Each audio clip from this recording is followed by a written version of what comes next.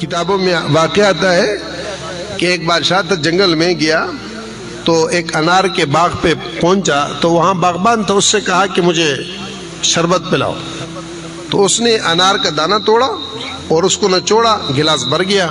بادشاہ نے پیا، بڑا لذیذ، بڑا مزیدار، ایک دانے سے پورا گلاس بھر گیا. تو بادشاہ کے دل میں آیا کہ یہ تو بڑا وہ ہے، اس پر تو ٹیکس لگنا چاہیے. اس سے کہا کہ ایک گلاس اور دو.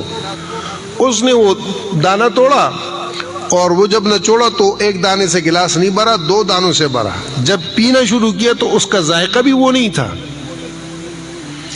تو بادشاہ نے دل میں کہا کہ میں نے غلط سوچا تھا، ایسا نہیں ہونا چاہیے، یہ تو اس کے ساتھ زیادتی ہے، تو کوئی ٹیکس نہیں لگاتے. اس سے پھر کہا پھر 2 گلاس.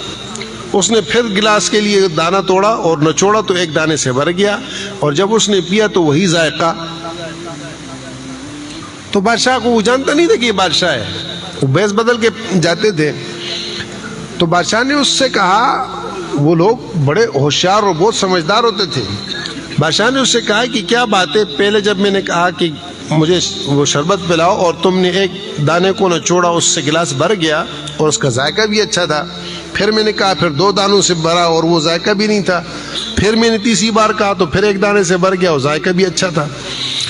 اس نے کہا لگتا یہ ہے کہ جب پہلے دانے کا رس میں نے نچوڑا، بادشاہ ہمارے جو تھے اس کی نیت صحیح تھی، اور دوسرے دانے کو جب دوسری مرتبہ میں نے وہ کیا تو شاید بادشاہ کی نیت بدل گئی تھی، اس لیے اثر بدل گیا تھا. اور پھر تیسری مرتبہ جو میں نے دانہ توڑا اور گلاس بھرا تو شاید بادشاہ نے اپنی نیت ٹھیک کر لی تھی.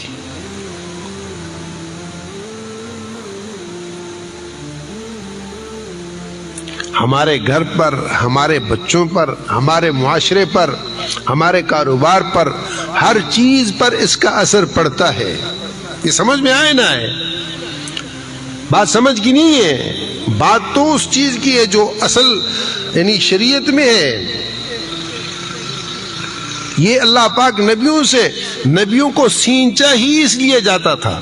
نبیوں کی اٹھان ہی ابتدا سے اللہ کے دین کی ترویج اور ارشاد کے لیے ہے.